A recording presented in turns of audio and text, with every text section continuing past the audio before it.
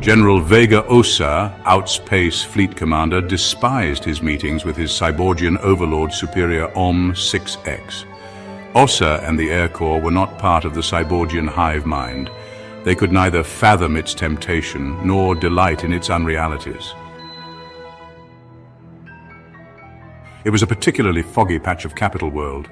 General Ossa's air limo darted along with towers a mere 100 stories in the air, once the heights of power perhaps, but over the centuries just another bunch of tower levels left behind in the race toward ever more impressive heights. Ossa had seen it many times before with dread, the tower and halls of his Overlord Cyborgian direct superior. Ossa was Air Corps traditionally removed from the hive mind for the sake of autonomy raised from birth in a special warrior caste. His Overlord contact, Om-6X, was an ancient post-human entity. Om, like all the Cyborgians, had whatever remained of their most recent clone incarnation tanked somewhere safe while their sentience romped in virtual worlds of their whim and will. The Cyborgians were among the most ancient of mankind.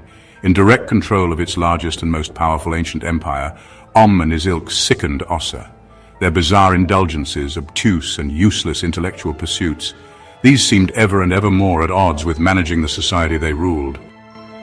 Instead of practical or even possible objectives, an endless sequence of disastrous fiats, programs and reconfigurations of social engineering which made him want to puke.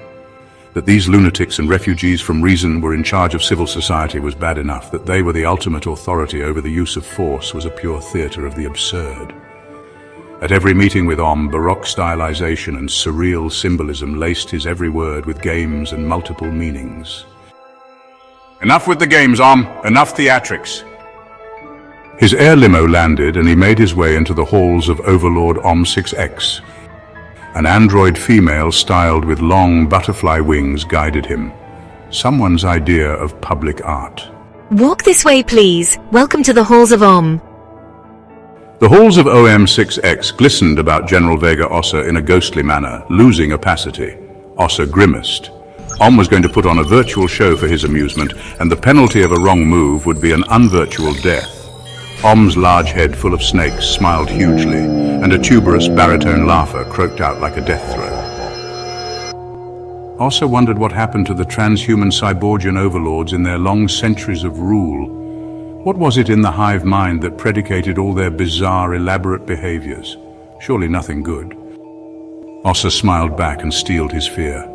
Om could conceivably torture him here for years upon years. How long before the Overlord would break his spirit, at least in real space? In the real universe, death could only take him once. Ready to ride, Starmer? Gallantly, sir.